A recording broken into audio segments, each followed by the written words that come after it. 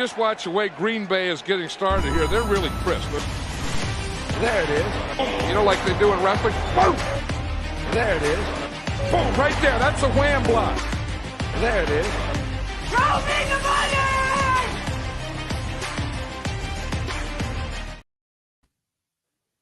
Good morning. Time to put the coffee on, wake and break the wind together. My name is Eric, that PSR host guy. I'm your host. I got two of my best football buddies with me.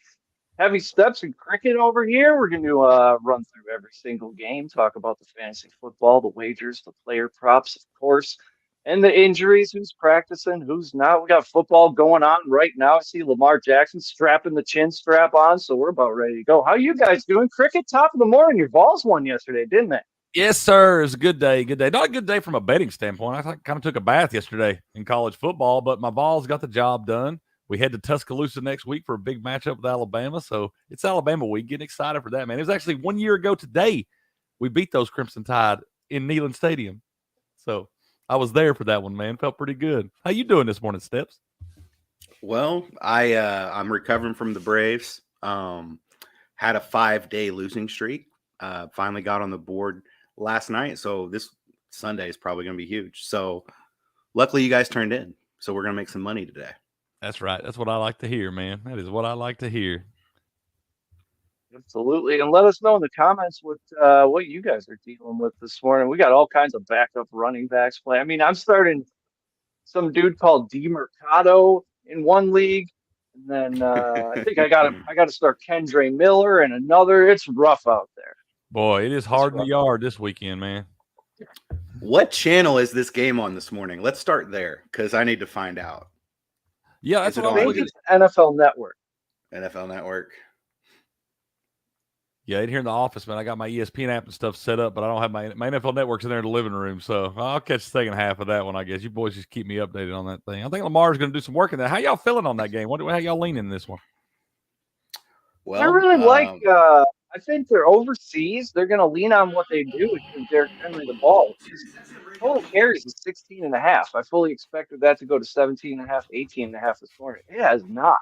The over is minus 105. The under is minus 120. So, I'm a little worried somebody knows something I don't.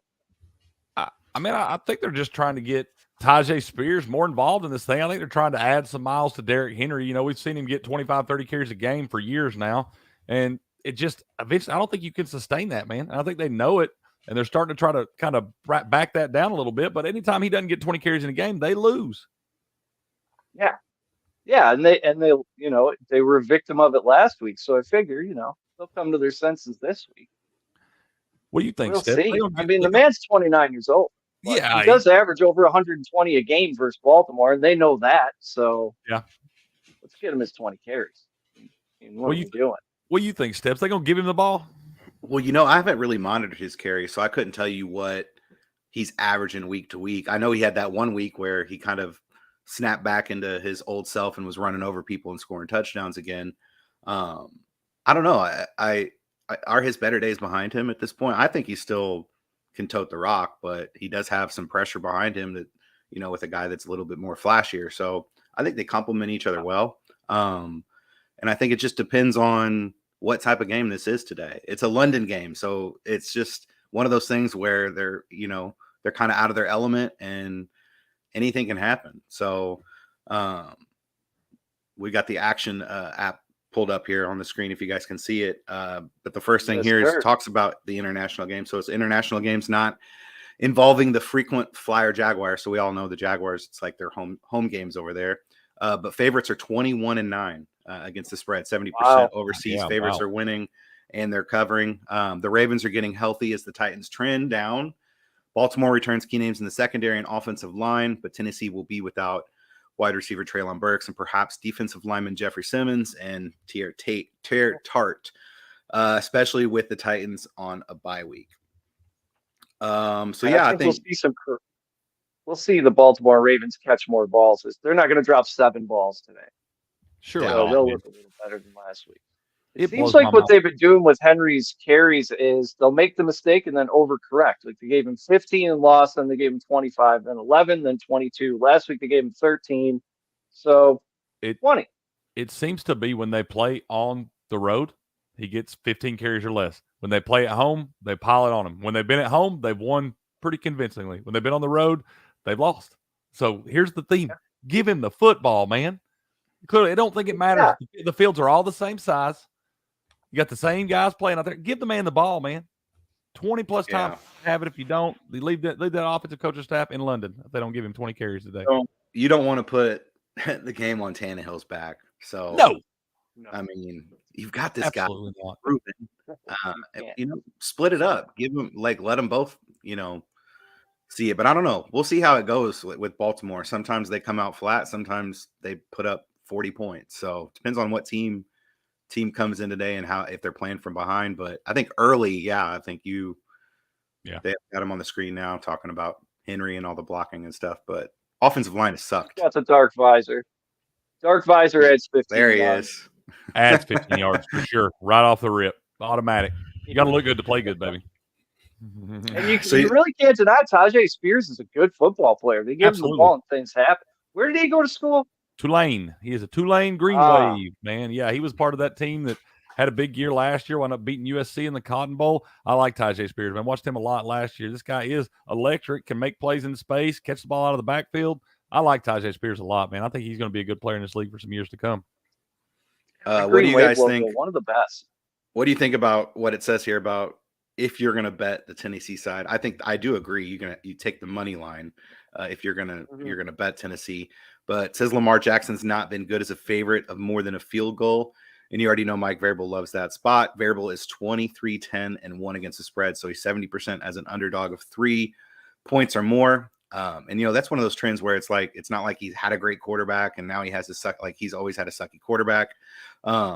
He has a winning record straight up in those games. It's 19-15 with better seeing a 63% return on investment on money line bets in that spot. So he's just saying, if you like Tennessee, it's a spot play here. Play the number and trust Variable as the underdog. But as you can see, he's going with the Ravens today. That's what kills me. They give me all these reasons why I should take one team, and then they take the other team. I'm like, come on, man. I got to be careful with this action stuff. I start reading, man. I feel so good about one team, and they'll give me all these trends, and all of a sudden I completely flip sides. Then they'll give me another reason why my side's the wrong side. This guy's good, dude. This guy's good. The guy who writes these articles, his name's Brandon Anderson. He's the escalator guy. He's the guy that has put me on the escalator bets. So all the Tua yardage bets, when they put up that 70 spot, he was on Tua's yardage that game. He's been on the Thielen escalator all year. So yeah, he knows his shit. All right. I'm surprised Lamar's not better as a big favorite. It's just anecdotally, it seems like Baltimore beats up on the bad teams. So you think he'd cover as a big favorite. Ooh, Elio's here. Now it's a party. Top of the morning, man. What's up? What is up, my fellas? How you doing, G's? Good, man. Good to see you, man. Fresh off that game last week, right? Yeah, man. I'm still hungover. It's real that at 45, it takes a week to get over losses and a lot of drinking. So it's Yeah, it's a double whammy. Did you stay for the whole game? Absolutely, dude. I mean, I get to watch the Giants like once every other year, and it was great, man. We got there early. South Florida, like I tell people, it's a 6th borough, man. We have so many Giants fans in the stadium. My whole lot while I was tailgating was Giants fans. I mean, we stayed till the end. That's awesome. They're wasting Wandale's prime down there. Yeah, that's true. We're a lot classier than the Jets fan, though. I'll tell you that much. Heard that. You got anything on the game this morning? What you think about this Ravens-Titans game? How you leaning this thing, man? Oh man, I like the Ravens. I like the Ravens on this one. I think they could do the spread coming off of a really wacky game there. I think they should be able to cover. Now I was looking at, and I'm sorry, I was looking at my notes yesterday to just figure it out. What do you guys think of? And I know it's a low scoring game. What would you guys think of the over under on that one? What's it sitting at right now? 42, Tennessee, Baltimore 42, right? Yeah, 42 and a half. They could 42 and a half. Hey, it was 42 yesterday. You think we might get a couple of touchdowns this week from Henry? I hope they give him the ball. If they give him the ball, man, I don't like messing with totals between 42 and 45. I know, it's a rule I've developed over years, man. And it doesn't matter which way I go. We're still waiting on that rule book. Yeah. I am. I was gonna go mess with it, and I don't know, maybe call me crazy, maybe the under on that. It's not one of my favorite picks though, but I definitely could see the spread. Baltimore covering. If you read right here, it's Mike McDonald's number 2 Morning, DVO fellas. defense finally getting healthy. So Baltimore, they're getting healthy. The defense is getting healthy. If you think the Titans are going to struggle offensively today, then the under might be your look. Because I think the line, like this guy here, he's bet the Ravens at -4. It's like at -5 now? Or has it gone back down? I actually saw it over on Fanatics go up to 5.5 just a little bit. It was 4.5 yesterday when I saw it. Let me see here. Let me pull up my. I don't think that you really get much change there. 5 I right now. Be wrong, but okay. But I don't know how many games end up in a fight like that. I don't know how often that number hits. I don't think it hits 5.5. often. So I do hate that number. This feels like a 24-20, a 21-17. It feels like it's going to fall right on that 4.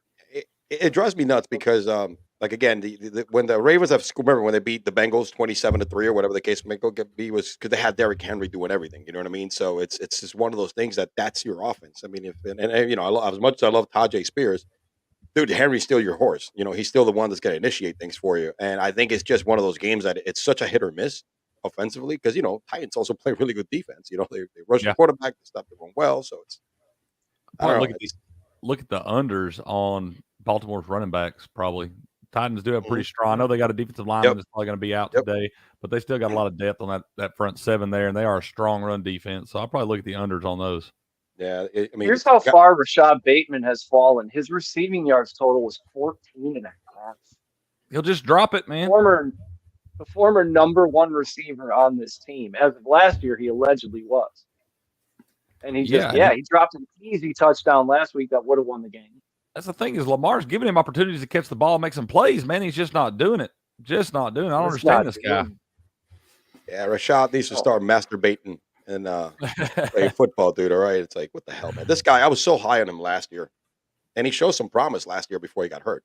Yeah. So he did. Yeah, he's one of those guys I could never really drop because I always think you could see it at times. Like this kid's good if you could just put it together. But yeah, early on, man, in the season, he put together a couple real good fantasy performances the first 2-3 weeks of the season. And you're like, and I was like, man, I just kept him on the bench thinking he's going to come back into form, and it just still hasn't happened. Yeah, he got hurt, and then he came back, and it was like what you're seeing this year so much. Yeah, pretty much. That field looks pretty, man. It's nice and fresh and crisp. Let's go. Ready to be conquered by American football. What is it? Germany this week? Whatever the fuck are we at? I don't even know, man. We're still in London.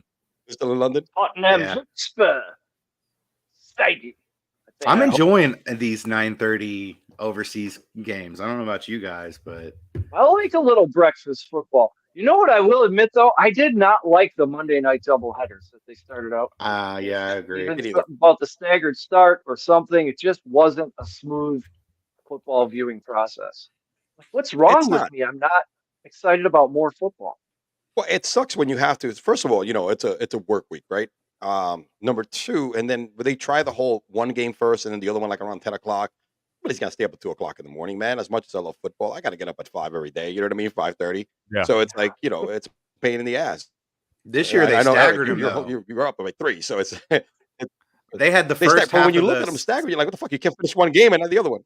They're trying to get you to pretty much see the end of one game and then be able to tune into the other game and see the end of that one as well, instead of spacing them out and having people stay up. But the matchups have been awful too. I mean, we haven't got good matchups. So, but I get it. They don't want these big teams to be playing on Mondays and then having short weeks and stuff like that. So they got to spread have it Monday, Tuesday game. If you have a crappy team to play on Tuesday, the worst game of the week, put that team on Tuesday. Give them a longer week. I don't know, some shit like that. Give it a bye. You have like a bye.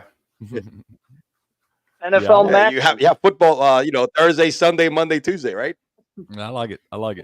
We got Maction on isn't Mac football on Tuesday or Wednesday or something like that? For Tuesday night starting in November. I only bet Maction when I'm mad at my wallet. Always bet the overs, baby. Maction overs. That's true. That's true. They do score points. They'll have a running back in there who scores 8 times. It's wild. Maction is great football. That's great football.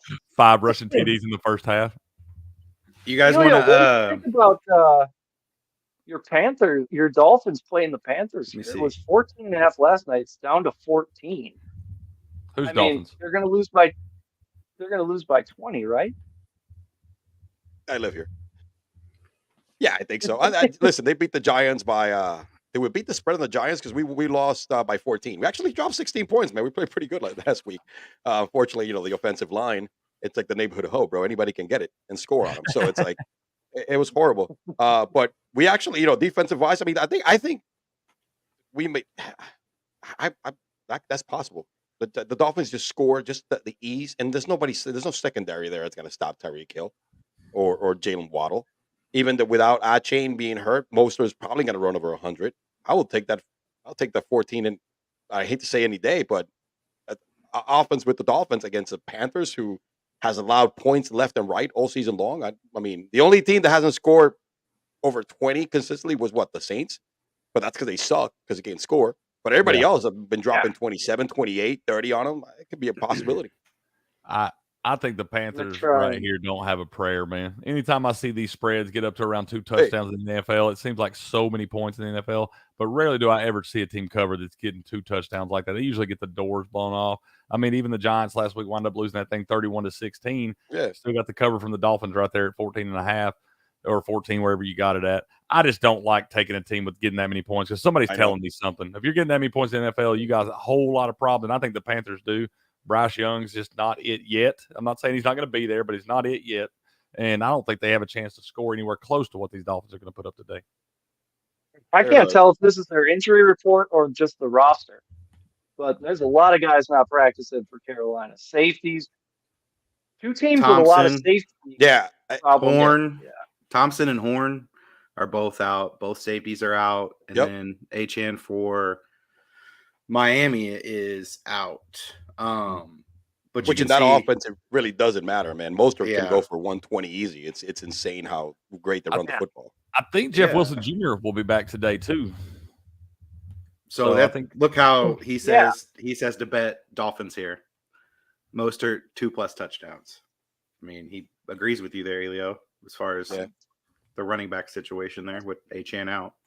Yeah, we'll see some more opportunities for Waddle today too.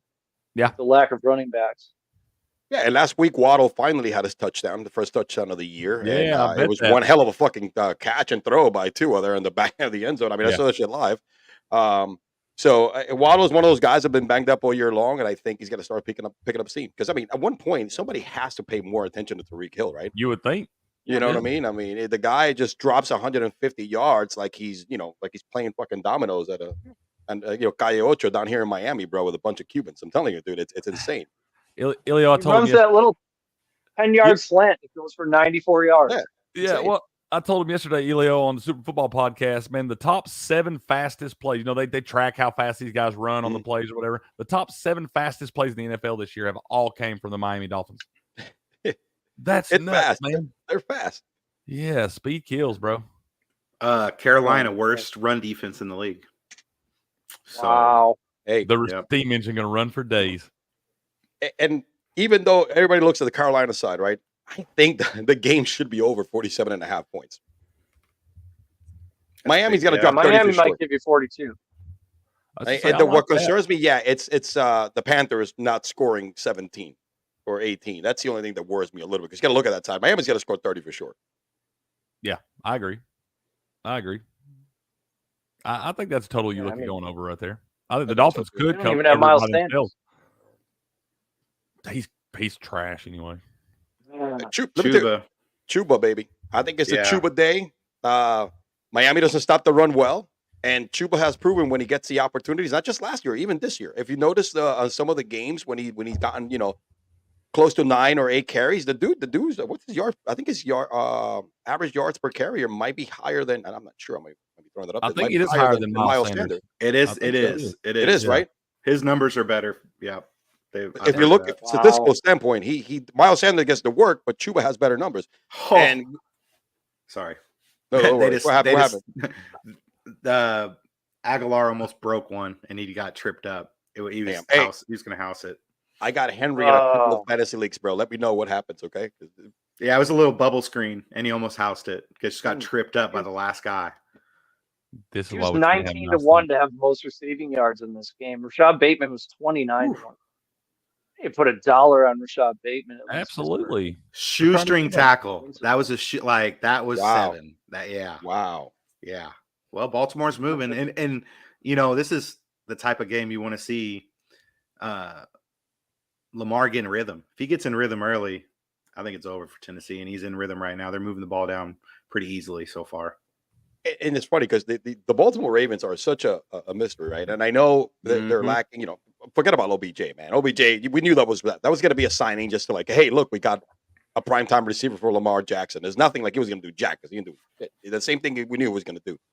But it's one of those things that with Lamar, like you said, if he doesn't get in rhythm early, that's a tale of the game. Yep. And you know, that's if you look at their losses, right? Well, they lost to the Colts. Same thing, right? It was one of those things that Lamar couldn't get it going. You know, yeah, he always get it going with his feet, right? You know, move the chains with his feet and stuff like that. But when you don't see him back there, man, hitting his guys, and I know the game against the Colts, he didn't have Mark Andrews. It's kind of what you saw. And then against who do they lose? They lost against Pittsburgh. It was the same thing. Same thing. He was An ugly uncomfortable. one. He was uncomfortable, and that's what Pittsburgh does, dude. Look, any Pittsburgh Steelers fan can tell you that, hey, we're gonna win. It's not gonna be pretty. It's not going to be pretty, but that defense is. I mean, I know a couple of weeks ago, I think Zena's, what's the guy's name? Genesis or Genus. David. I don't want to. David. He said that the defense is good, but it's situational defense, stuff like that. Dude, that defense is legit in my book. I watched, 2 or 3 games? As long as they got TJ Watt, I mean. Just like last difference year. maker. It's just like, but that defense is legit. TJ is a disruptor. Highsmith is good. I mean, they got some players, man. And Joey Porter Jr. last week, again, second big play of the year. Yeah. I think he's going to be in the starting lineup moving forward. So it's. I think he should be, man. I like Joey Porter Jr., man. Yeah. He learned from the best. Only allowed 1 or 2 completions all year. Hubbard rushing yards, 47.5. I like Chuba. I'm going to take that. Yeah, that's what I'm saying. I like Chuba all the way back to his days at Oklahoma State. He's a stud if he gets the opportunities. How about the rookie cornerbacks? What's up? I said, how about the rookie cornerbacks this year? That class is looking good. Yeah. Witherspoon is playing unreal. Oh, yeah. And you're just talking about Porter? And Christian Gonzalez was looking good till he got hurt. Christian Gonzalez was looking good. Yep. They all kind of hit on those picks in the first round. And if you can find a big-time DB, a lockdown corner that can kind of create his own island over there, we've kind of seen what happened with the Cowboys, man, when Trayvon Diggs went down. One of those lockdown guys in the secondary can really change your entire defense, really give other guys opportunities to make plays. Jets today. Jets today. Yeah, you see the Gardner today. Everyone's on the Jets, dude. Everyone's out for the whole secondary's out for the Jets right now, man. It's bad. Oh, I know. Say like the top 10 corners in the league, probably 6 or 7 of them have been drafted in the last 2 years. Yeah, which is you're right. The Bills are in the same situation today too. I think that. Oh, not today. I think they're playing in a prime. Or are they playing in prime time tonight? Yeah, they play the Giants, right? The Giants. Yep. They're gonna another ass whooping them. The Tyrod Taylor-led Giants. Let's just look at that real quick because I think the Giants cover this number, just because with Tyrod Taylor. Yes, only because look, it's 15.5. The Bills' defense has got major holes, dude. It's banged They've up. Lost so many guys, and 15.5. I'm not saying that the Giants are going to win this game, but I think that they can cover. Is Tyrod Taylor? I think he could do better than.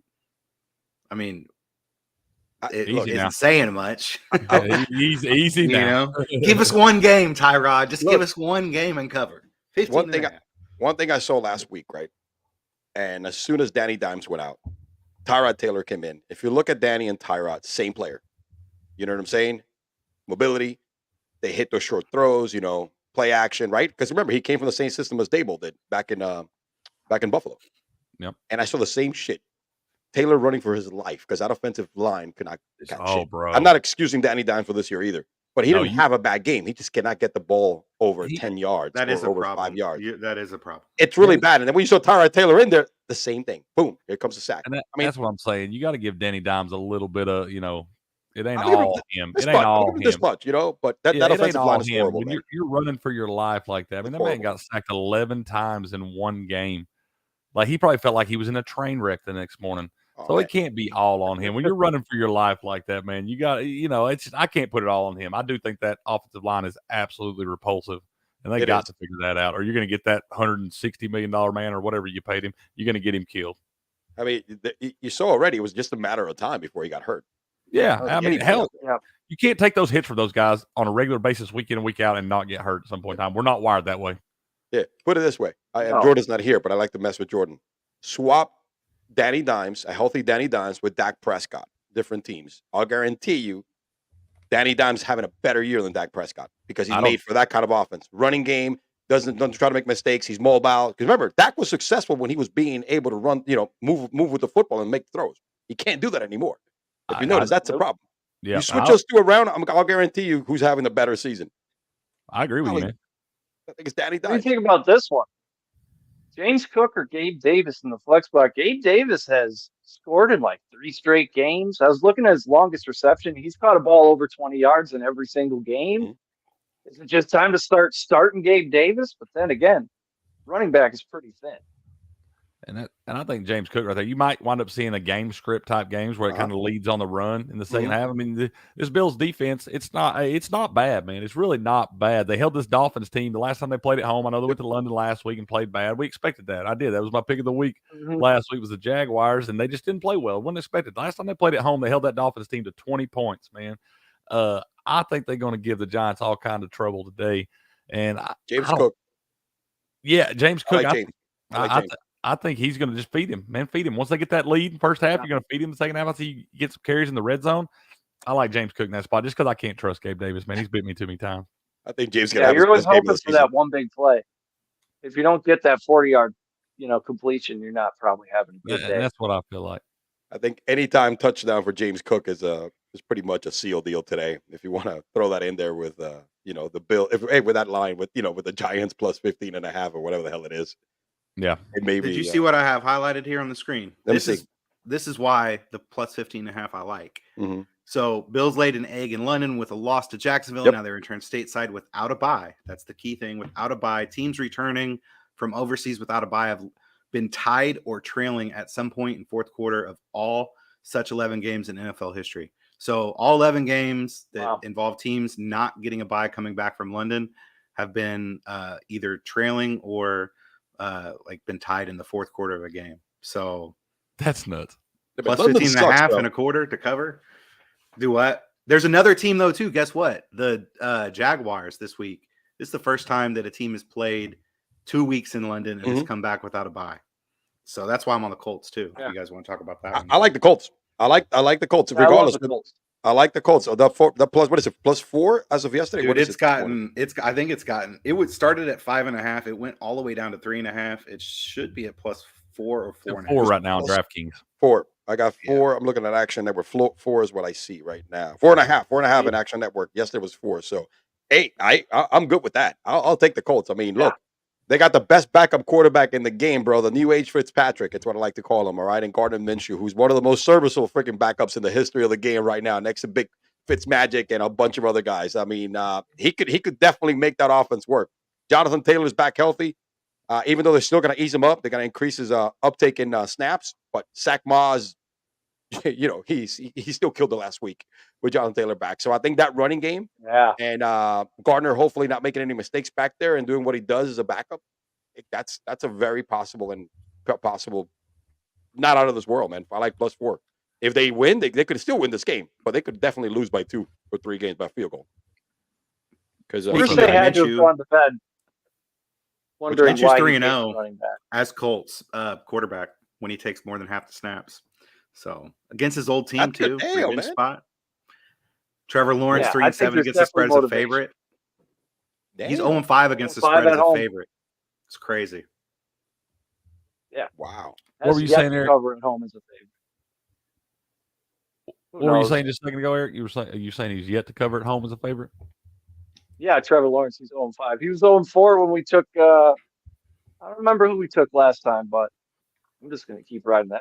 And you haven't seen consistency. I'm sorry, go ahead, Eric. No, you go. You haven't seen consistency from Trevor Lawrence after winning games, right? It's like he hasn't been able to put a good streak together. So, again, coming from London 2 weeks in a row, we might this might be one of those games where, has Jacksonville right now has underachieved in my book this year because they should be running away with that division.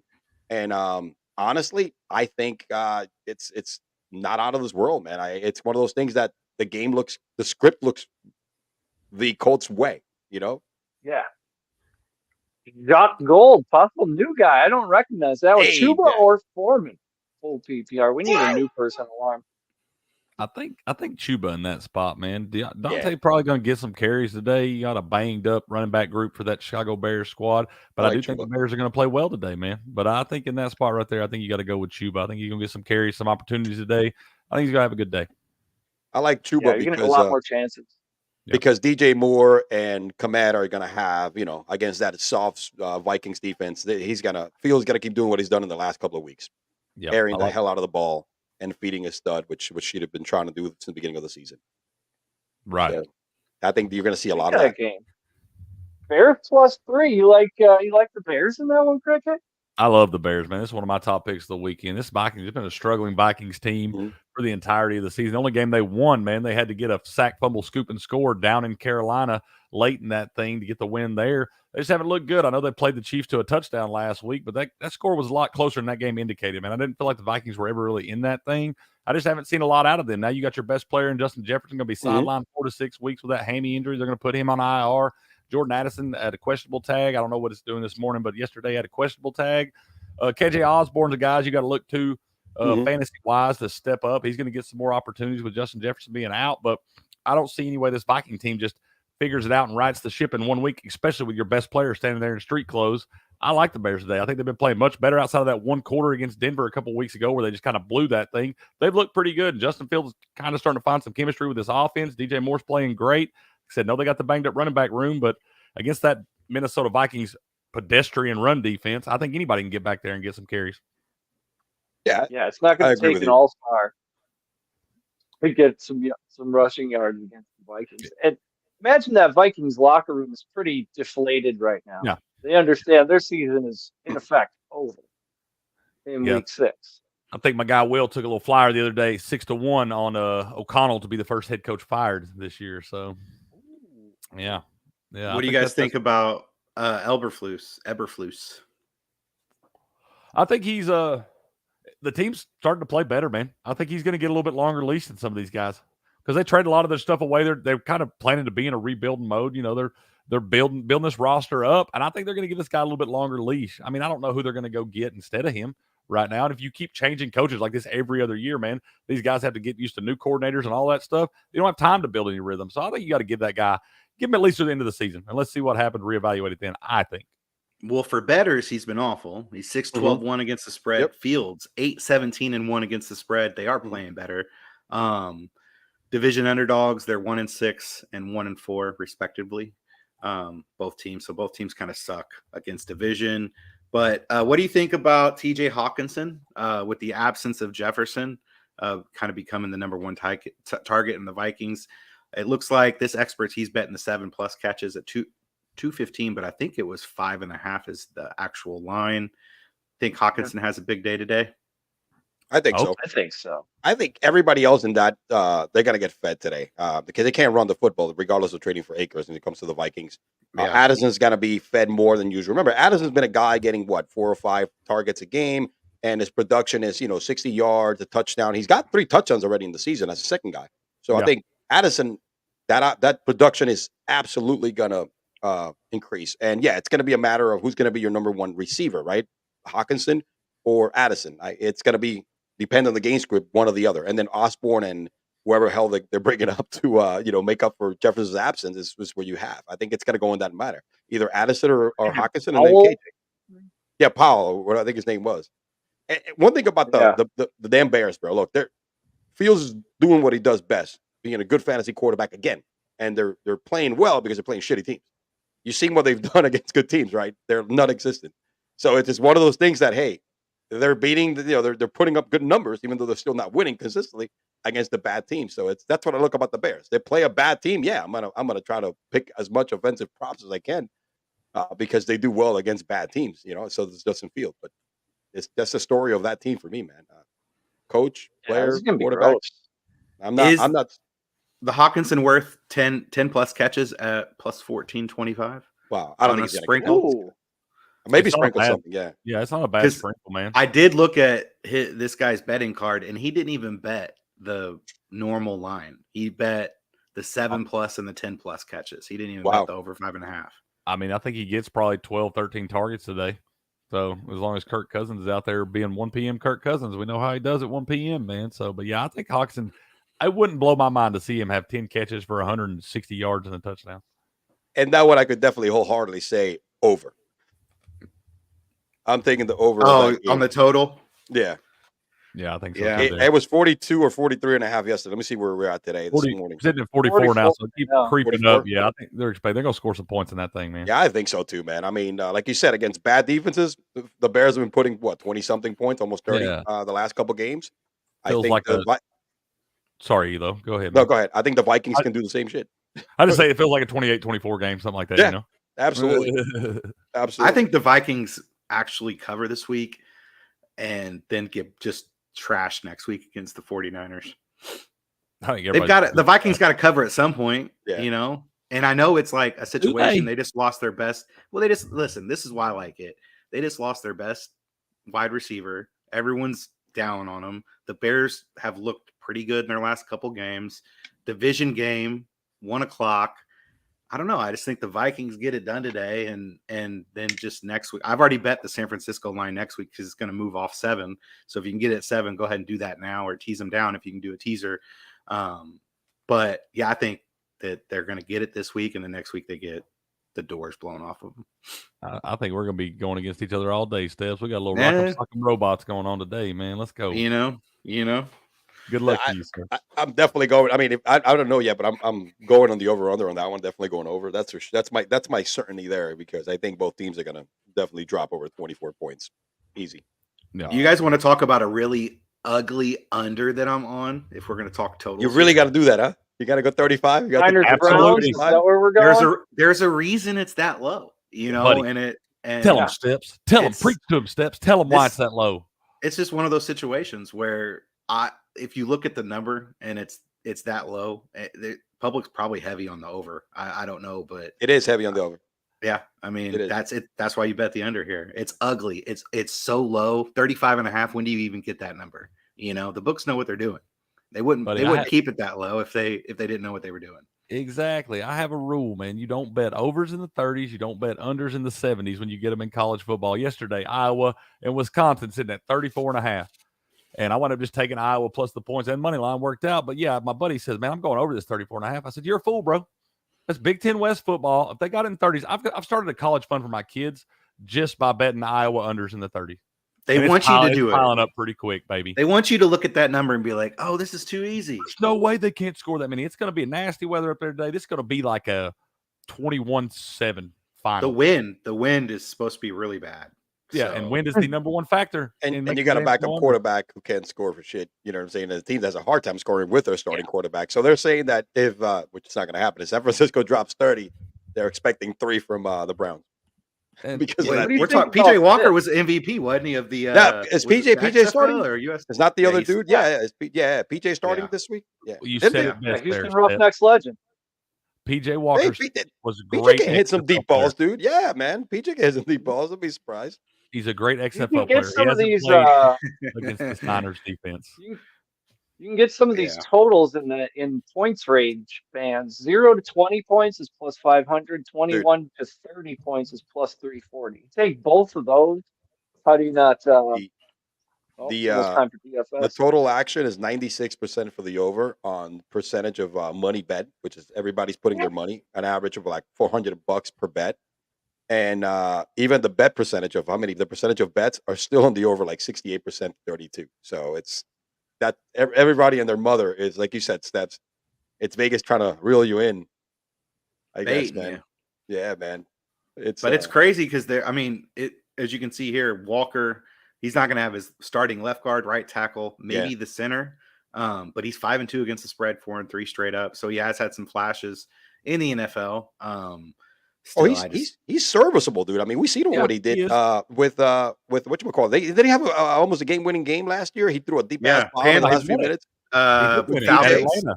He won that game. He's what about Deshaun Watson though? Like Dude, Yeah, why he's isn't he domination. playing? Why is he not playing? Because he don't fucking want to play. Because they fully guaranteed his deal and he don't have any incentives. That's their own fault. Yeah, he's like that waitress at the all-inclusive resort. He's got no reason to work. Not a He's lick. not, His dude, tip is already included.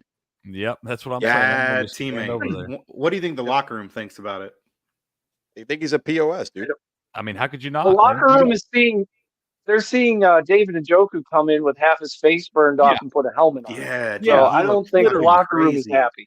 2 days later, that warrior comes in there wearing a mask, looking like the Predator, and goes out and puts a football helmet on his face, peeling off because he got third-degree burns on his forehead and stuff.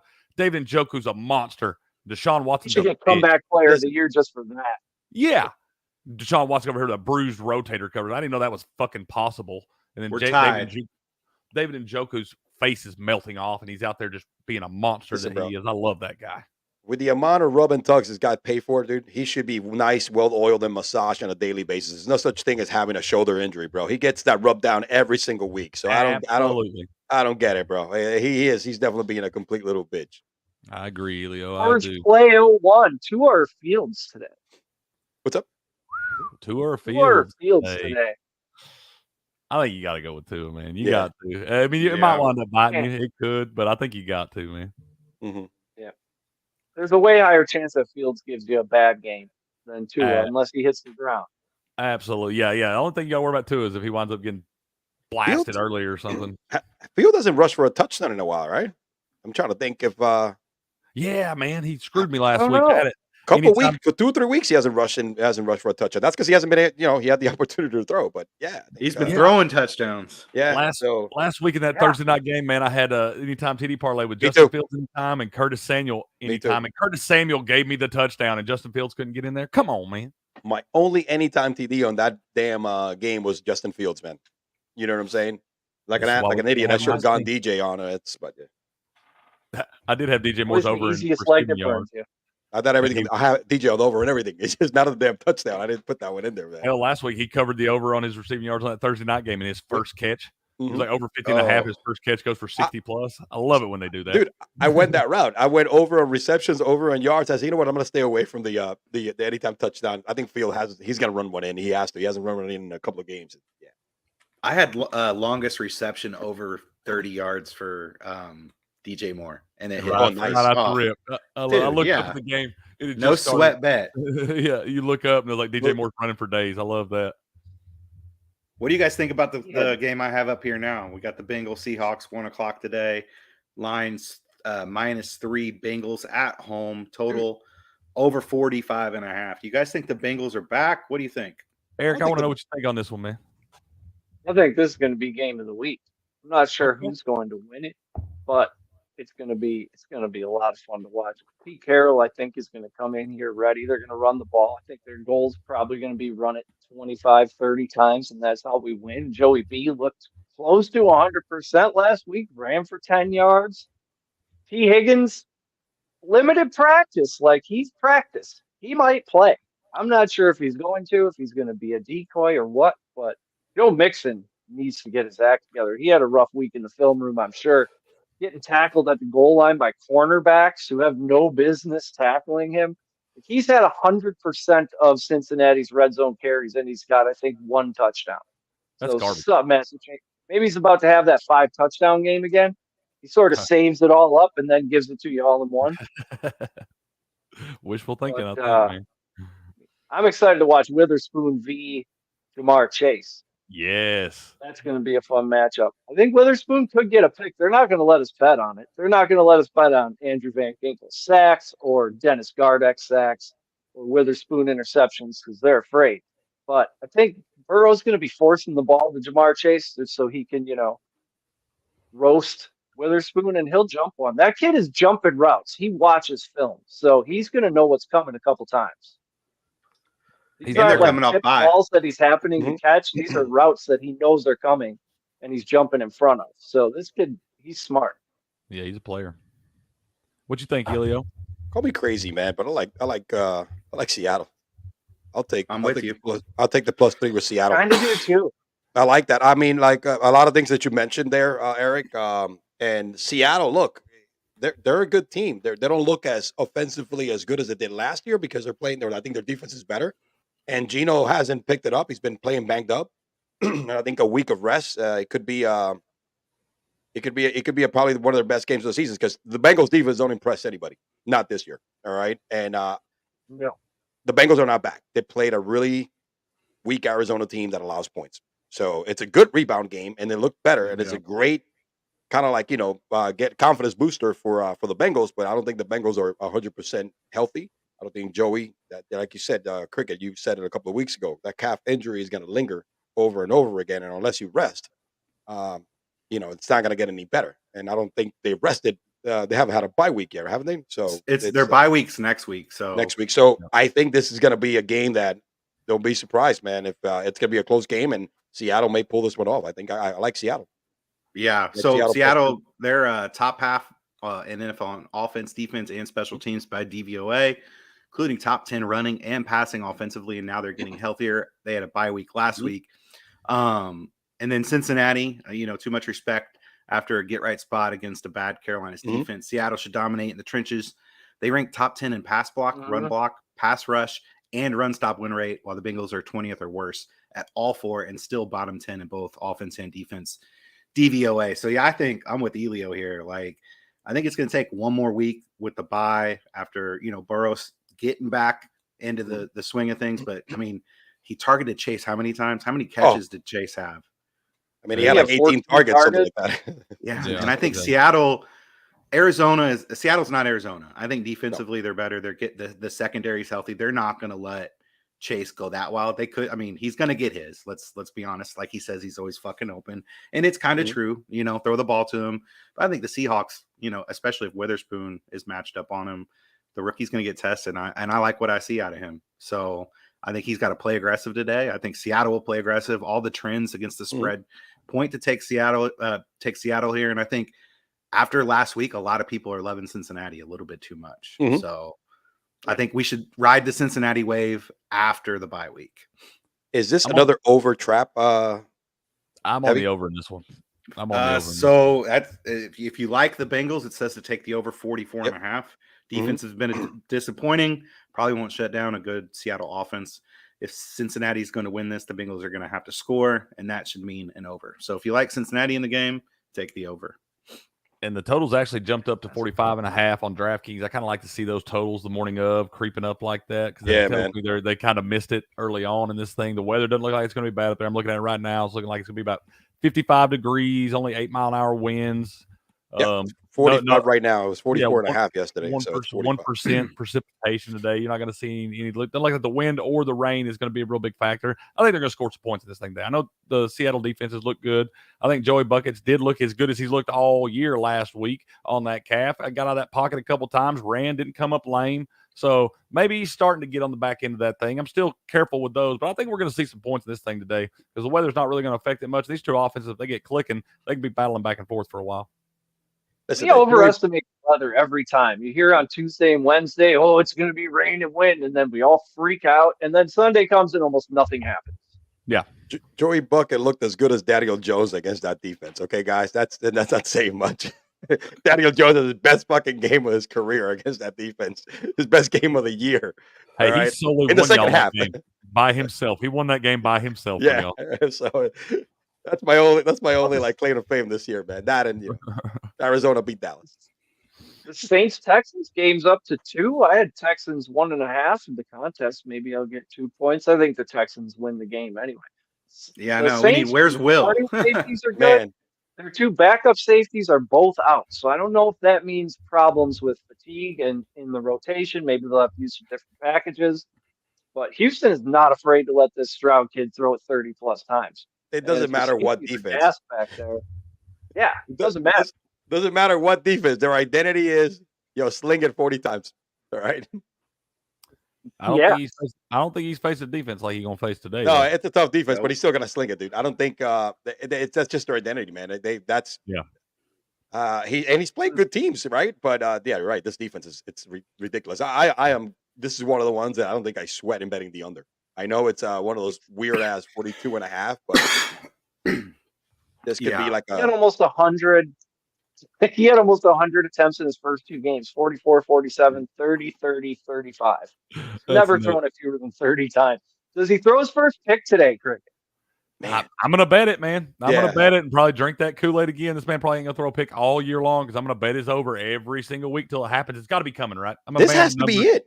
This has to be it, dude. This law of averages. He's got to throw one eventually, right? He almost had it last week on a tip pass against the Falcons. It almost happened last week, man, just off dude's fingertips. Dude, I think it's this defense. They're going to get some pressure on him today, force him into some uncomfortable spots. It's crazy seeing a rookie quarterback throw it as much as he is. Most of the time they want to ease him into this thing, kind of, just bring him along. No, they said we're going to sling that pill around, man. And he's throwing it good, looking good out there, making good decisions.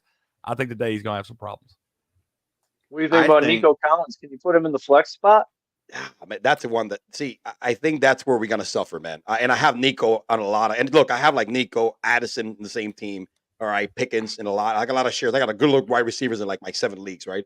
And I have a lot of shares of Nico. And today I'm not starting Nico. As much as I love him, that's tough, man. Oh, don't tell me that, Elio. I don't want to start Nico. I might be wrong because he's got to backfire because every time I try to make that move, but I'm not starting Nico today, man. That's why I can't put him on the bench. Every time I put him on the bench, he goes off for 35. I got to play him and just take the lumps with it because every time I put him on the bench, he goes off. That's what happened to me the one time I put him on the bench. A little on Friday. I don't know if that means he'll be back from the concussion or not. Nico? But here's the deal. I'm going based on I got DJ Moore and Nico Collins the same team, but I also got Jordan Addison. And when I look at that matchup against the Bears, and then I look at the matchup, and again, Nico is a stud. He's a number 1 receiver. He's had great games this year, but he's also had some real like dismal performances because it's been like in the last couple of weeks, it's been up and down, right? Good blowout game, bad game, blowout game, and then we'll see this week. So that's where, and again, that defense, it scares me a little bit in regards to the secondary. I mean, you see what they did against the Bucks. But shoot, man, I've been wrong plenty times by, reading and listening to damn experts, right? And following trends, bro, because this happened all the time. This one, it could be no difference, but, Speaking of trends, Dennis Allen, 4-11 against the spread, 27% is a favorite. Derek Carr, 17, 32-1 against the spread, 35% win favorite. So, he's a road favorite. Here's some things if you're a Texans better, that can kind of, I guess, go against what Cricket said with the defensive line for the Saints. It looks like they're getting healthy this year, this week with the offensive line. And then if you look down here, they've got Saints ranked dead last in pass rush win rate. So they're thinking Stroud hasn't taken a sack in 3 games, plus the Saints dead last in pass rush win rate. Maybe they aren't going to get to Stroud. So we'll see. And you got to get to him to make him uncomfortable, man, because he can throw it. He makes the right decisions. Got a good arm on him. I like C.J. Stroud. I think C.J. Stroud is going to be one of the top quarterbacks in this league for years to come, especially the way they're bringing him along, man. They're not afraid to throw him into the fire right there. I don't know. I'm anxious to watch this game today. I'm going to learn a lot about both these teams in this game today.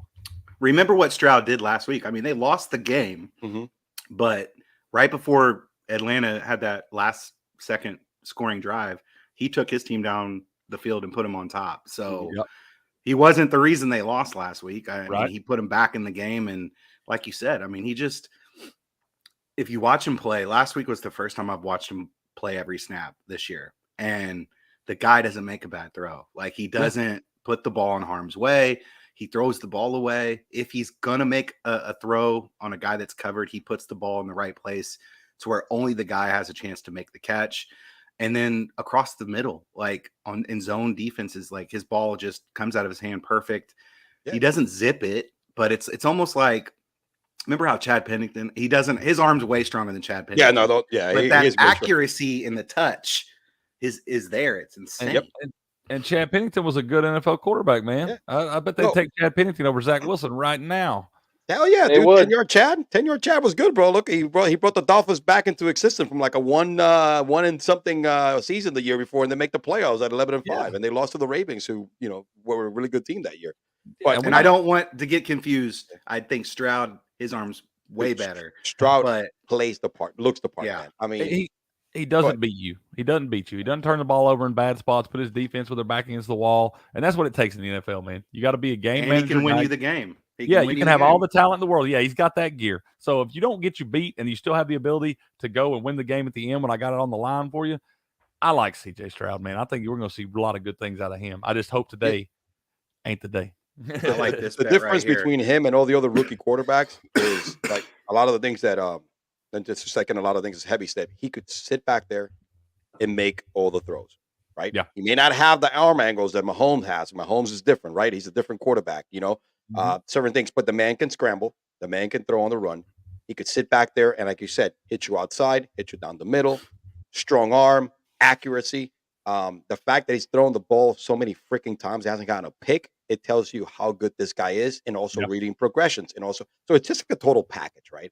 And when I saw this kid in college, and I remember discussing this back in a couple of podcasts, we were arguing Bryce Young or C.J. Stroud, and I said, listen, dude, I look at that dude, he looks like a quarterback. He's what 6'2", 6'3", all right? He's built like a fucking rock. I mean, he sits out there back there, and he just pulls back and boom, lets it go. I mean, he looks flawless. Like if you ever built a freaking quarterback in Madden, that's the guy you built. Look at Bryce Young. Yeah, short in stature. Yeah, can make all the different type of throws and stuff like that. I'm not saying Bryce Young is bad, but that's a guy that if I'm a GM, I'm a fan of that type of quarterback. He commands the huddle too. They respect, he's got that team is behind him 100%. Absolutely. Yeah, I want a prototypical quarterback with leadership abilities. Basically the football version of Andrew Robb. He joins us now. Andrew, we were just talking about the Houston Texans, and if we can start Nico Collins.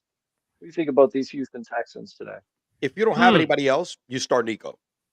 If you got other options or are going to have a better game script, then you think about it. But if Nico is your second stud wide receiver or whatever, then you got to start him. You got, he's been pulling up the numbers. I said that I'm not going to start him because I have Addison, I have Metcalf, right? I have Pickens. I got those, even though Pickens I'm playing today, I got different options that I could play with. But he's, I think he's a must start every week if you don't have a lot of options on your team.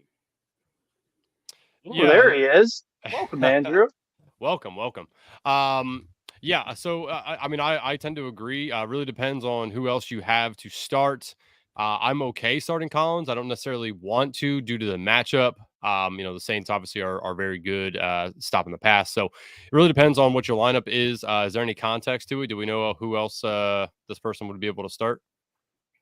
He was asking where you would trust him in the lineup. So I'm assuming he's wondering if he can flex him or not. I mean, yeah, again, yes, you can. Just would really depend on what else you have to start in the flex position. But yeah, so I mean, I'm not sure if the Facebook user I can see in the comments also says I got Metcalf starting. Gabe, like if those are your other options, like there are some other options I'd prefer to start over Collins, but I'm okay with it. I think he can still have a productive day. I just don't know if you necessarily can count on touchdowns coming your way.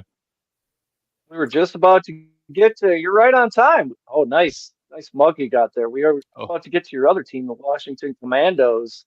I like them plus the 2.5 in Atlanta, even though Desmond Ritter's never lost at home since he was in diapers.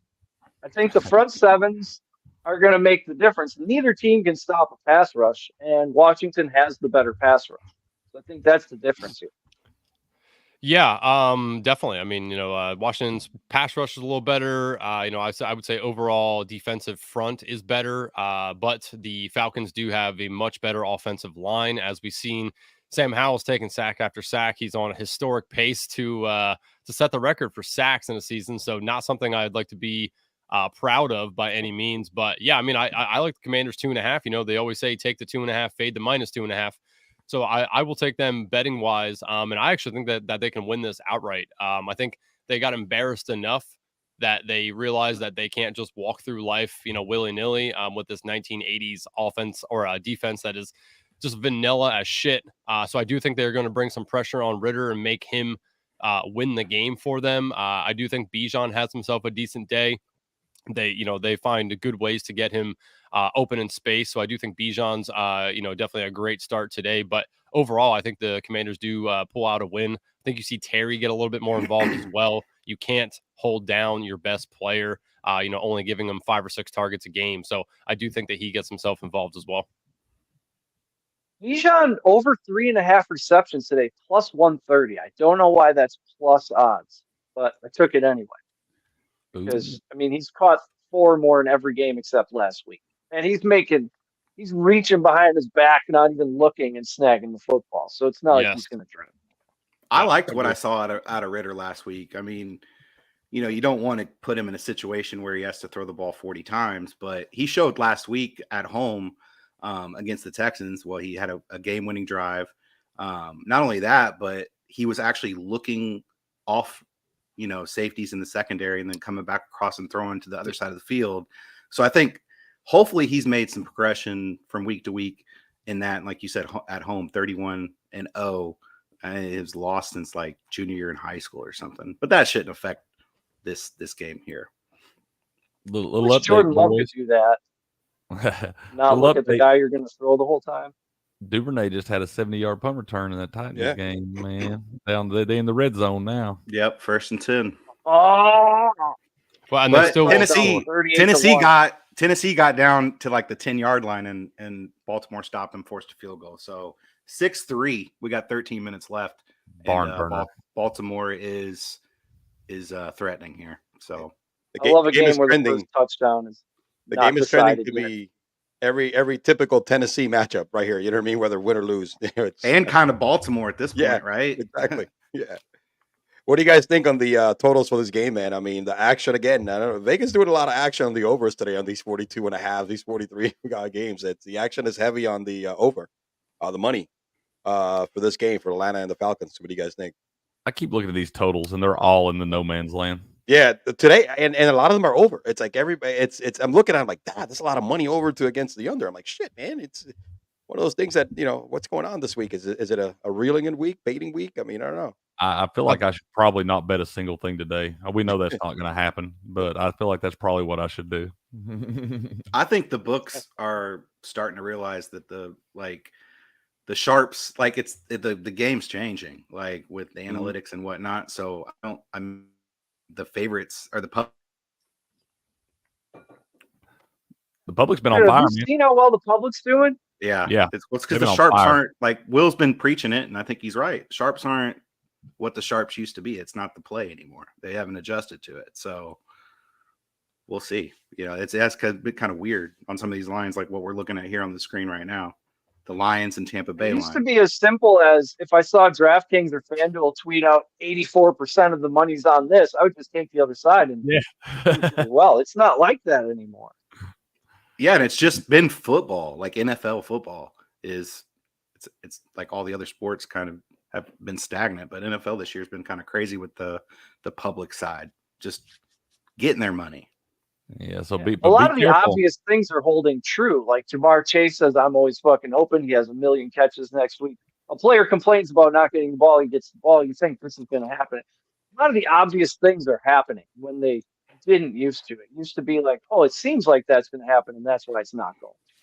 It's a complete shift in, like, my brain is in an absolute pretzel with the sides and total. I know if I get one of those top 10 wide receivers bitching about getting the ball, I know I'm going to pile on their overs the next week because they come out and go for 150 and 2 tutties. Yeah. We've seen it all year. We've seen it happen all year long, man. Somebody complains. AJ Brown. Yep. Mm-hmm. Somebody, I like to call that I'm Keyshawnning. Keyshawn Johnson. Come to the damn ball. Well, because I think AJ Brown, he complained, and then that whole second half he got targeted, and then they came out the next game and targeted him right out the gate the next game. The last 3 games, the dude has been leading the team in target by a lot. Devontae Smith have been like disappearing because all of a sudden not paying any attention to him. And then, over 130 yards receiving and touchdowns has been ridiculous, dude. It's like, go bitch about it. And it's I guess a squeaky wheel does get grease, right? I mean, it's pretty much the way that it's sounding. We got another hang on. Joey Buttafuoco's got a question. Hey, Joey. Long Island Joey, let's go, baby. Hollywood or Gabe Davis? I have Diggs and Cup. I think the fact that you have Diggs rules out Gabe Davis. Yeah, absolutely. It's a giant. I mean, is Hollywood playing? Is Hollywood playing? I don't know, Andrew. I'd ask you on that one, man. I saw the questionable tag, but I'm not sure he's playing. He just popped up yesterday with an illness, and it said, I mean, last time I looked on this, it said that he's trending towards doubtful. So you might have to just play Gabe, and I mean, I'm actually okay with that. I mean, they have such a soft matchup that I think both of these guys could eat.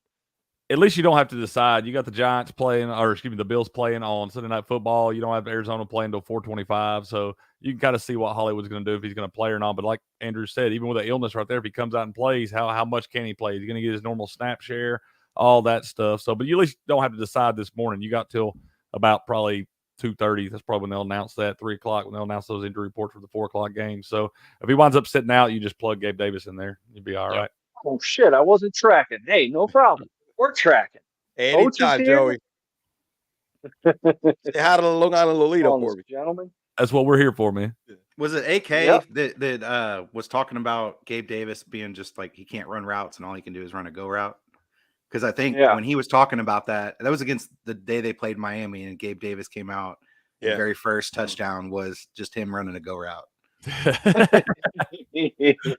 Right on. But if you look, like I think Eric, you mentioned earlier that like his average catch is like really high. Like it's a real because I mean he can't run a route. He only runs go route.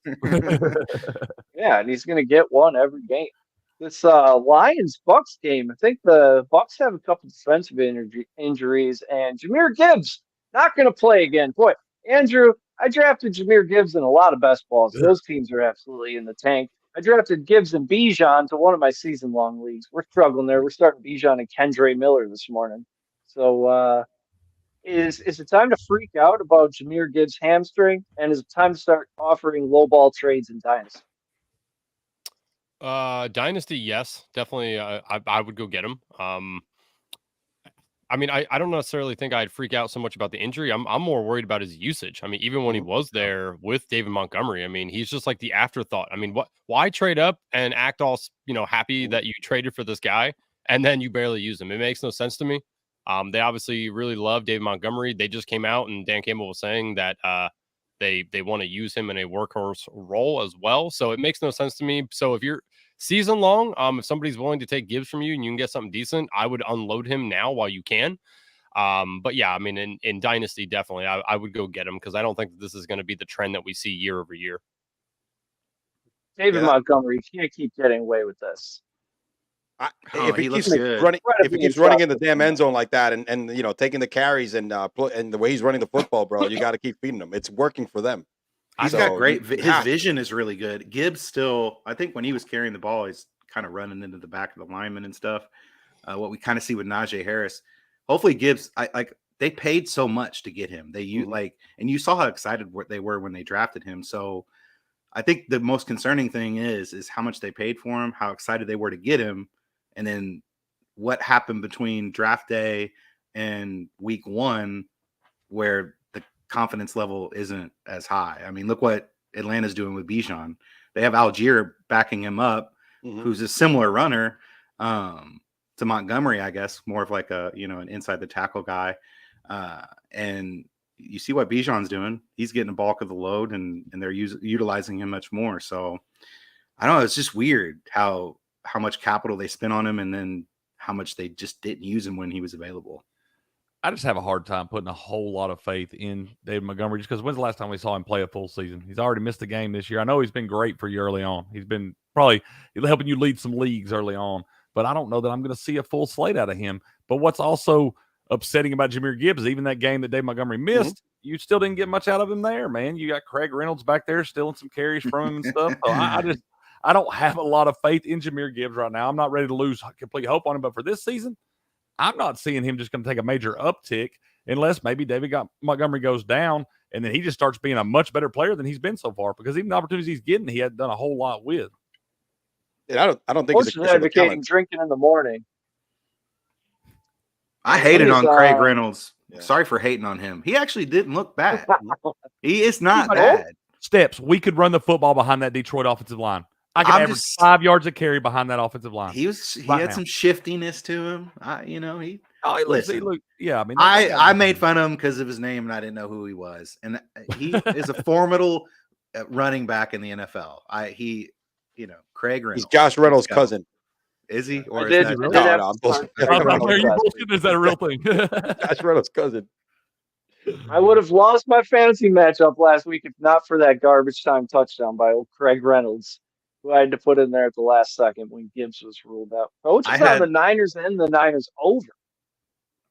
Where is Coach? Where the hell's Coach been, man? I hope he got that Niners line before it moved, because what was it earlier this week before they rolled out Watson? It was like 7, right, or like something. Six. I think it was below 6.5. I thought it was 6.5 at one point in time. We should have snagged that damn thing then. I know. Well, Florida is reportedly going to play with the calf injury. Yeah, better be careful with calf Dude, injuries, how good does he look, man? God, I love that guy. Unbelievable. I went on Jordan's show the other night. They had Champs versus Chumps. It was me and Ryan doing the Bucks and the Lions, and I had the Chumps section for Sam Laporta, and I was like, I can't even tell you he's a chump, man. I can't. That guy's a freak. He's going to be one of the best tight ends in the league for years to come. I just concede the point because Sam Laporta is a beast and adjusted to the speed of the game and looks good way earlier than I expected him to, man. Mm-hmm. Yep, Andrew, is he a top touchdown 3 tight machine? end? He's going to catch a lot of look balls. At him? Yeah, I think he's the number 1 tight end. Oh, before the week started, obviously Kelsey has overtaken it with what he did, but I believe Laporta was number 1 tight end on the season in PPR. So yeah, I mean, moving forward, he is the top 3 tight end. I've moved him ahead of everybody except for Mark Andrews and Travis Kelsey. I think the usage is nice. You can count on him to get around 5 catches a game normally. If that keeps up, I mean, there's going to be no way he finishes outside of the top 5 moving forward. It's funny. I mean, I don't know if you noticed, but last week the touchdown that Laporta had and the touchdown that Kittle had were the exact same play. So it's just interesting to see how they're utilizing him like he's kind of like a George Kittle. And I heard people refer to the Lions as the Diet Coke 49ers. So it is funny. They're very similar the way that they're utilizing their tight ends. So yeah, I mean, moving forward for sure, Laporta is there. I actually am in a league that I have Kelsey and Laporta, and nice. I'm having a hard time deciding which one I want to try to trade to upgrade my team. Honestly, I mean, Laporta's just he's very good. But he could be like a flex at this point, right? No, Andrew, you could actually play him as a flex too. That's what I'm asking, Andrew. You transition perfectly, man. I got Hawkinson and Laporta on a couple teams, man. Am I playing them both? Yeah, I need to know what you think about Hawkinson today. So I mean, I would definitely still start Hawkinson, especially this week with the issue, with the calf for Laporta. So I would definitely start Hawkinson over him. You can start both. I mean, again, I would want to look at your team and see like what else you have to kind of direct you there, because tight end, as any positional, category, they do tend to score the least amount of points normally. So, I mean, it is hard to say like, oh yeah, definitely throw in both tight ends because they typically score less points than any wide receiver or running back, would.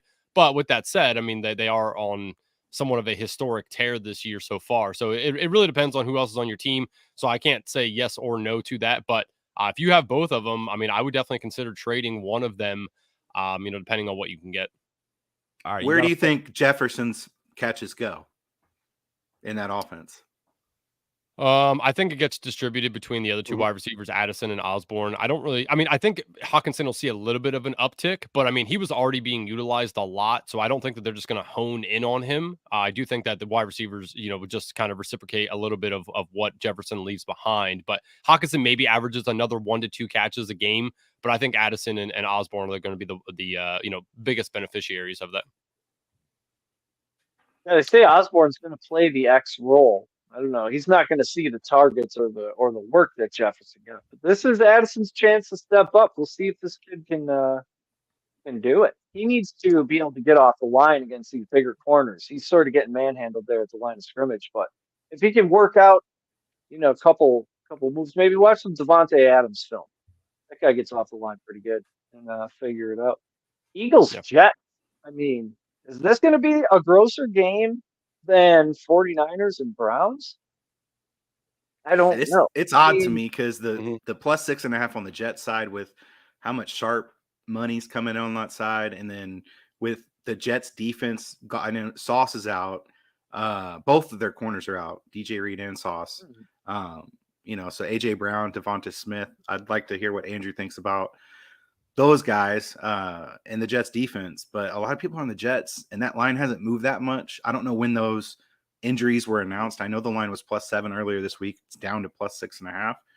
Just odd to me. Everything here is odd. I didn't know Sauce Gardner had a concussion until I looked at the practice reports last night. Like, that hasn't been big news. He might have got it in. When did that happen? I don't remember anything last week. This line is fishy, though, Steph. I like the under, though. I think that's the play. I think it keeps creeping down. It's gonna be a funny game, man. I don't know why it keeps creeping down like that, especially talk about the 2 starting cornerbacks being out right here. So I don't know, but I think if you're looking at a play in this one, you got to go under in this spot. But I'm not picking a side right here because it's just too funny. It opened at 45.5. It's down to 41. And with the injuries on the Jets side and not going back up any, that's screaming under to me. Tease up. I wouldn't maybe. go up over 45. I took Jets, teased them up. I got them at like plus 13.5, and I got the total at 49. So I think that's the best play if you want to be on the sharp side. We got about a 50% chance of rain, it looks like, up there around 4 p.m. today. So get that rain in there. It could affect those offenses a little bit, obviously. Yeah, Brown and Smith. Andrew, what do you think? I like them both. The weather does concern me a little bit. Obviously, makes the ball a little slippery, so it's harder for the wide receivers, obviously. But I like them both, especially with DJ Reed, Reader out and Sauce Gardner out. I think they both can eat this week. Actually, I think they're a sneaky DFS play because, as you see, the line's a little lower. I don't think too many people are going to be utilizing the Eagles too much. Weather, total, a little bit of all that. So I actually like them in DFS as a contrarian play a little bit. I do also like taking Hurts anytime touchdown as well as a good bet.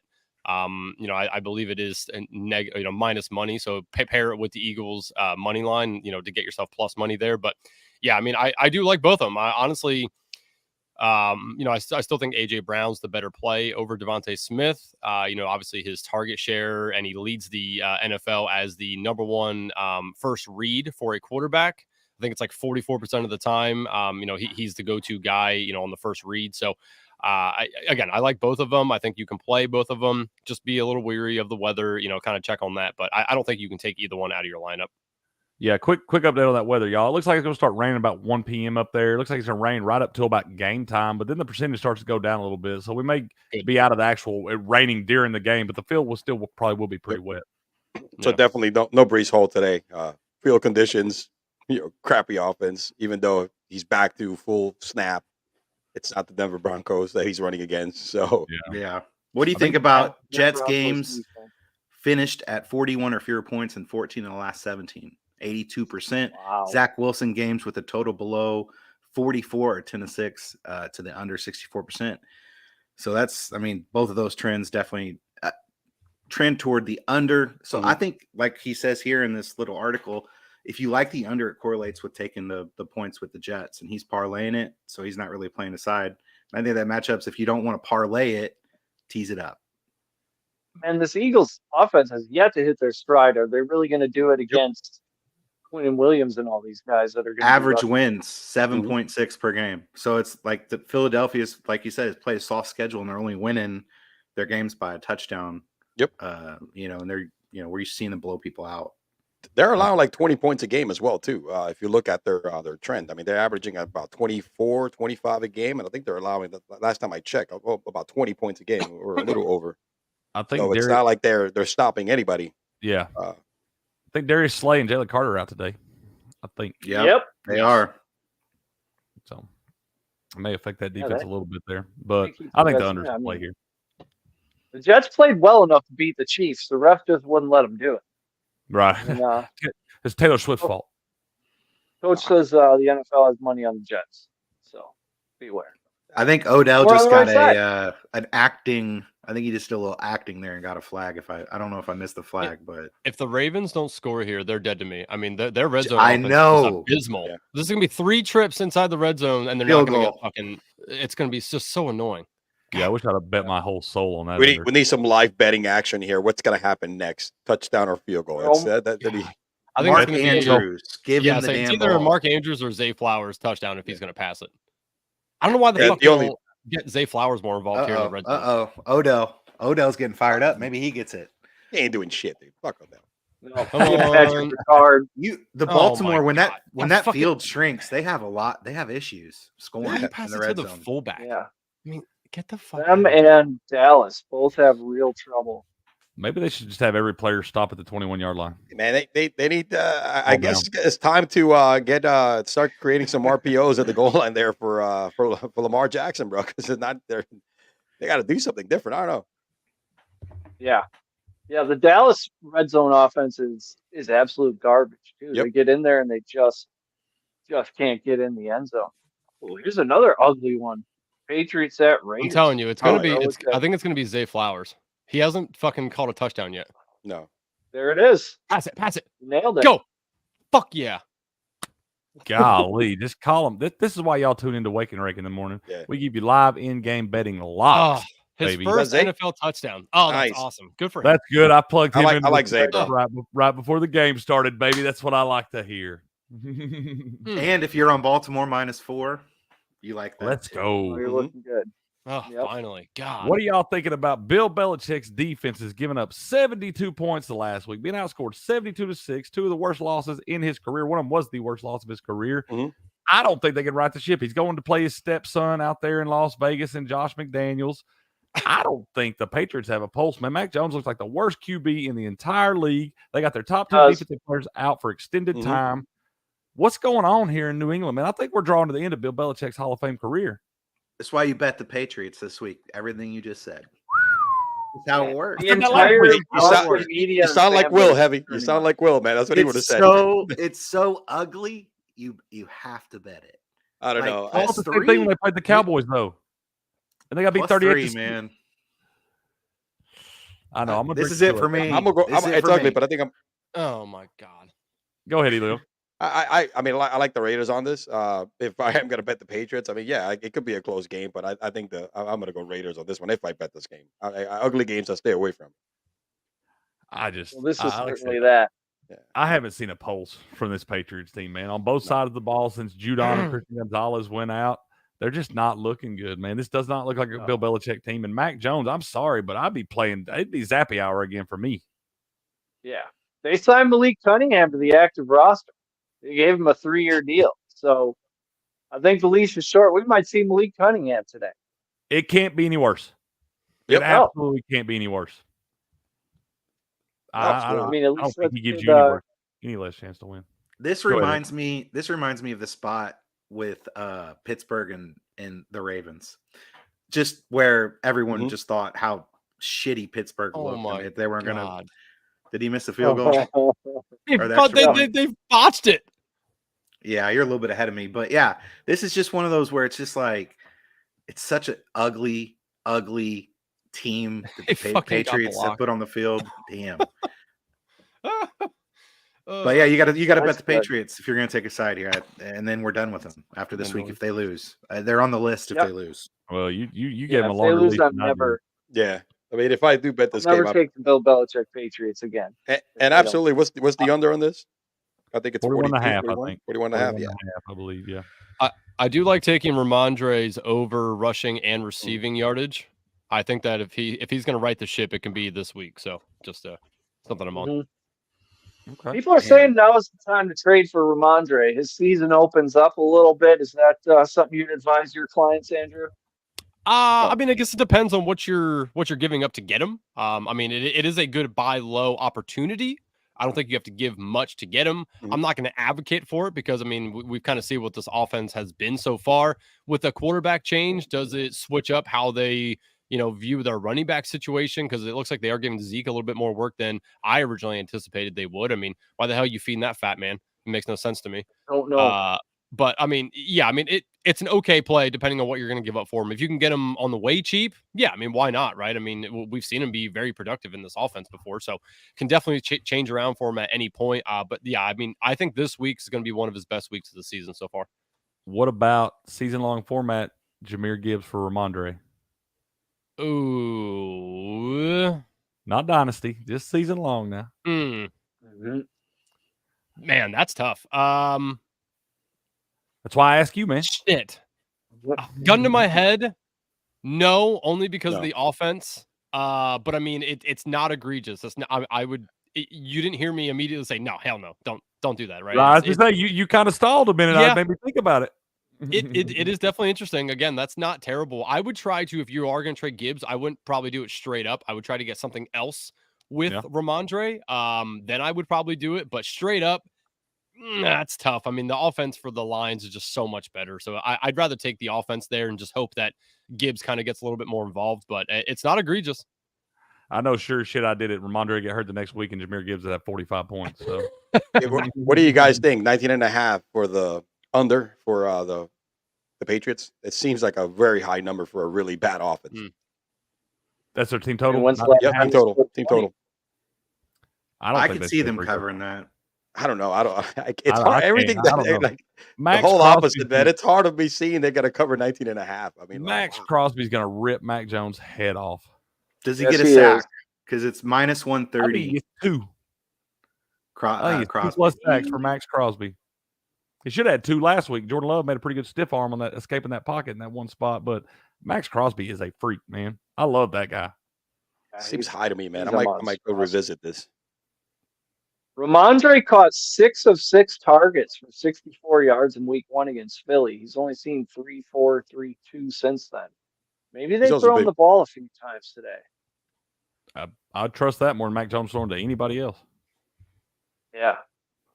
Yeah. I wonder if Malik Cunningham is to dump it off to the running back type. I Maybe we think see him today. I'm Malik's not the sure. backyard football specialist, man. What do y'all think about this Yeah, scrappy he's- Cardinals bunch? They are that. They I are think they get scrappy. Scrappy, man. They scrappy. I've been on the wrong side of these guys a couple times, man. I think they're going on the no bet list.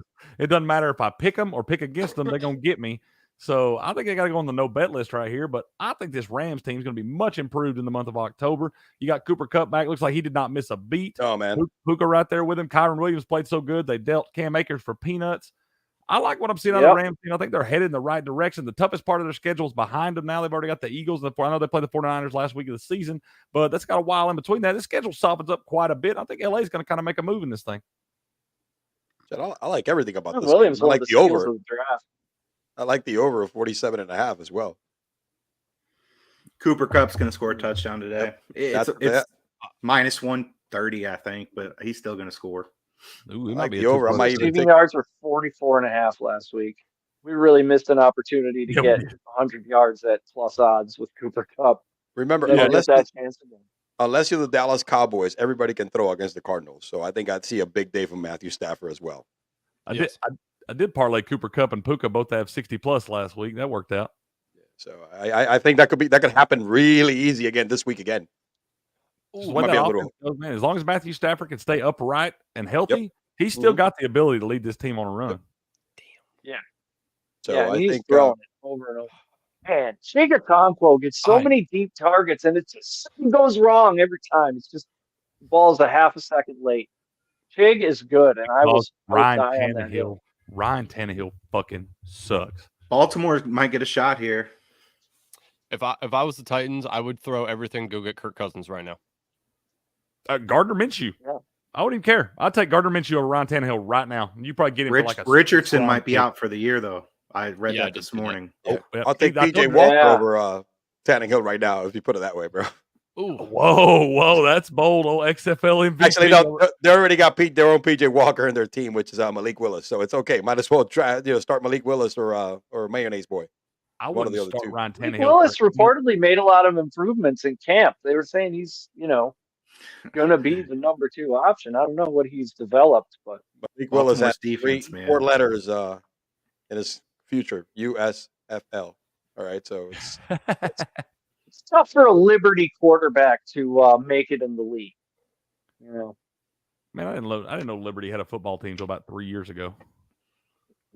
I grew up on Liberty Avenue. Nobody- If that makes it anything.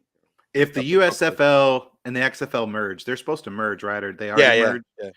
I really do think that in the future, the NFL, like they need to treat like that, like a minor league system, G League. where a guy like Development Malik league, yeah. Willis can get down there and play and get meaningful snaps and still be part of an organization in the NFL. So there's a lot of guys in the NFL that could use that. Trey Lance could Yeah. be playing Yeah. down. Like you could have, and it could be good football. Like it could be some Exactly. good quarterbacks down there And developing.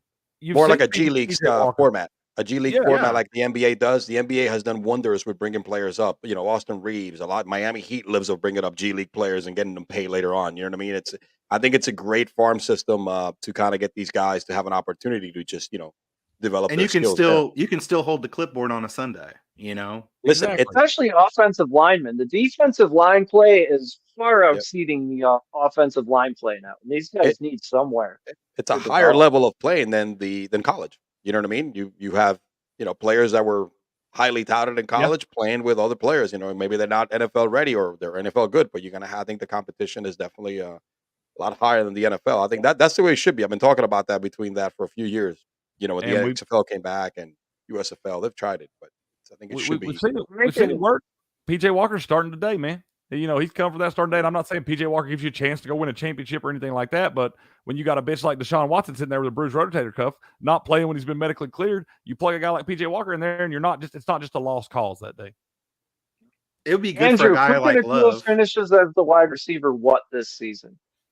Who's that? Ooh, Oh man, rest of season, I probably say 14, 15, somewhere in there. If Cup wasn't there, I'd say top 5. But I mean, with Cup there, I mean, it's harder. So I would say probably around 14, 15. I mean, they are hyper focused on those two wide receivers alone. It reminds me of the Bengals. What they've been doing the last couple of years is they were hyper focused on two wide receivers, giving them 80% of the of the targets. So yeah, I still think Puka's top 14, top 15 guy. And I'm so glad I was on him off season because man, do I have him everywhere, and it has greatly helped me. Likewise, sir. I liked him when his days at BYU. I watched that guy for a few years. I think it's obvious he was going to take a downtick, man. He's on a historical pace and all that stuff. Even with Cooper, if Cooper Kupp didn't come back, you got to expect some regression right there just based off the numbers he was putting up in the first 4 or 5 games. But he's still going to get his targets, man. He's still the couple passes people want to say he dropped past last week. They were tough catches, man, in traffic, high balls and things like that. Puka's going to be a player. He's going to get plenty of volume in the offense. I think he's going to be just fine even with Cooper Kupp back. Yeah, 100%. He's still average around 8-ish targets a game. That's plenty for what this offense is allowing him to see. So yeah, I mean it is great to see him get into the end zone as well. That was nice. That was something that he was kind of lacking. So it's nice to see him get in there. But yeah, I mean he's going to average 8-ish targets a game. Yep.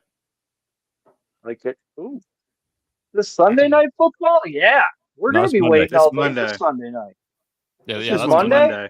Monday. Yeah, because we talked about the Bills and Giants earlier. Oh yeah, Giants Bills is Sunday night. Nobody's waiting all day for Sunday night. Dude, I might watch the first couple quarters. All right, dude. I am. All right, get the fuck out of here. I mean, I know we're Giants plus 15.5, baby. Let's go. I might do that. All of us are going to have action in that game. I'm gonna do it just because I got to make sure I support a little bit. I mean, I was there last week, dude, and I stayed for the whole effing game, and we got our asses kicked. At least the first half was competitive, right? Yeah, that's right. Yeah, got a pick six. Yeah, I mean, I was like 3 sheets to the win. I've started drinking at 9:30 in the morning because we got there as soon as the damn parking lot opened, and we just went ham on that, baby. It was great. This one, the Cowboys laying points on the road. Andrew, you hate the fucking Cowboys. That's crazy, isn't it? Yeah, though I do. The Chargers secondary is so fucking bad. I really do worry CeeDee Lamb is about to have a massive game against the Chargers. Yes. I like the Chargers overall, but it's so hard to tell people to take the 1.5 with the Chargers. I don't know, man. They're just so bad on defense. I think the Cowboys can expose them a little bit, which sucks. I hate to say that, but it's going to be tough for me here. I'd rather play same game parlay and take some overs receiving with Lamb and Allen and add in touchdowns as opposed to taking the spreads. Might be Dak Prescott breakout game for the season right here. What do you think about the Kellen Moore revenge game angle? Mike McCarthy moved on from him. Sucks. I do like that a little bit. Actually, I'm on Everett this week as well. Now that they've had a bye weeks kind of figure shit out. Kellen Moore was great with Dalton Schultz last year. He used him everywhere. I think that's going to start to open up the playbook a little bit for Everett. Obviously with Mike Williams out now, I think they also open up for Quentin Johnston a little bit. So I would sneakily play both of their overs. Well, think about that. I mean, he loves his tight ends because Parham has been this red zone freaking go-to guy. The guy gets two receptions, 2 targets, 2 touchdowns. It's just like, hey, man, that's my guy in the red zone. It's wild. Yeah, is he? Is Parham a little banged up? Did I see him on the injury report? I haven't looked yet. I believe so. Yeah. I thought he was. If he's banged up, then yeah, definitely on every week. Let's see. Donald. But Everett had disappointed me so many years so far. I thought when he went with the Chargers, he was going to have his best freaking year last year. Full practice Friday and Saturday. Okay, so he did have full practice again. Okay, so with a wrist. Yeah. Okay. I mean, they're only utilizing him in the red Mhm. zone. I think That's that it. Everett's going to be between the 20, so I would take Everett's over yardage. Yeah, I think that's a good play. I like this angle Hey, here. CeeDee Lamb. If you're looking for a bet at halftime, Cowboys trail at half plus 580. Yeah. I have CeeDee Lamb in my. I am doing the ladder challenge, so I have CeeDee Lamb in there 40+ yards in the ladder challenge. I think that that's a. I think that's a good play. I do follow a guy who every week's asks AI to give him some overs and some plays, and it did pull up CeeDee Lamb over his total yardage. And this thing's been pretty accurate throughout the season. I've been watching it. Scary.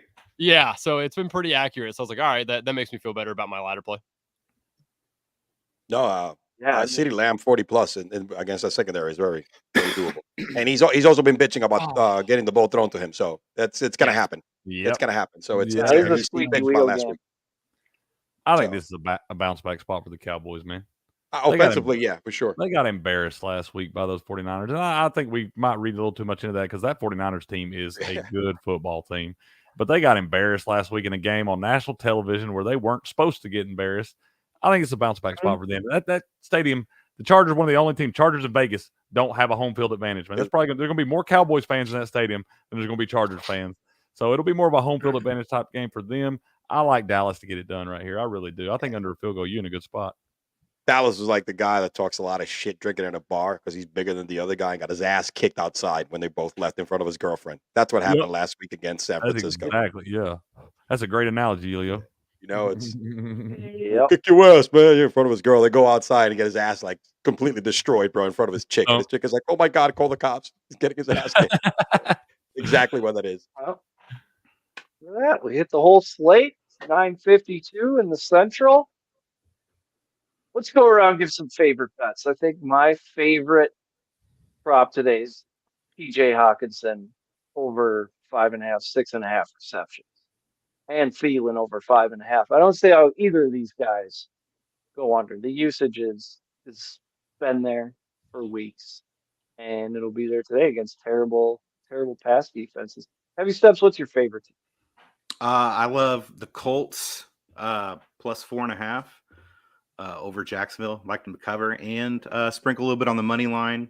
Like we talked about, this is the first time Jacksonville teams played 2 games straight in London and have come back no bye week. So we like that spot with just 1 game in London and coming back with no bye week. So give me Gardner and the Colts. Still think that they should start their backup quarterback and bring Minshew in because we know he thrives in that spot. So like a little bullpen game, NFL version. We're not going to get that, but maybe there's someone out there that hears this and is close to the Colts. Steichen maybe put that in his ear. We can get a little bullpen game action out of Minshew. But yeah, Colts plus 4.5, sprinkle the money line. They're cold. You'll have to warm them up. I made pancakes before the show like a veteran. Cricket, what's your favorite bet today? It's probably not my favorite bet, man, but I'm going to bet it. I like C.J. Stroud over 0.5 interceptions. I'm going to keep saying this every week till the man finally throws a pick. I know he's thrown it like 600 times and doesn't even have not even close. He almost gave it up last week with that tip ball. But I also think you got to look at Max Crosby in that Patriots Raiders game. I like him 2+ sacks today, man. I don't think that Raiders offensive line is going to be able to control him. He's going to get back there and wreak havoc. Mac Jones cannot escape. I think Max Crosby gets 2+ sacks. Oh my God. Oh. I was behind on the game, so I just saw what happened. What Baltimore happened? just recovered a muffed punt inside Clean the with 20. The special teams 1 is second. fucking owning fucking. Anytime the Titans play outside of Nashville, I'm going to bet my soul against them because they're garbage anywhere outside of Nissan Stadium. They have Next played week a we're gonna bad be like, first my half. favorite bounce back spot. Yeah, that's the thing is you got to get good at bounce back spots if every week's a bounce back spot. Yeah. Well, in their defense, this is a home game. This is a home game, but not at home. So Yeah, a home game in England sounds feasible. Not a risk. Elio, what is your favorite thing today? What do you? I'm gonna what give are you most a confident prop about? bet here, man. I'm gonna go to the well plus 650. Jalen Waddle first touchdown Ooh, scorer. Okay, I like it. Uh-oh. I like do too, man. like that. He was the first one last week, and I think he's got to be the first one this week again. I think he's back. I got to bink that 8.5 to 1 last week on him for the first tutty. Yep. I might jump on there again with you. I think it might happen again, man. You know, soft secondaries just like last week. I think it's going to be something that's going to, you know, Tua's going to find him for a nice 10-yard slant and take it to the house. I like it. I like it. You talked me into it. Andrew, what's your favorite bet today and or sleeper fantasy football start? And then where are you going after this?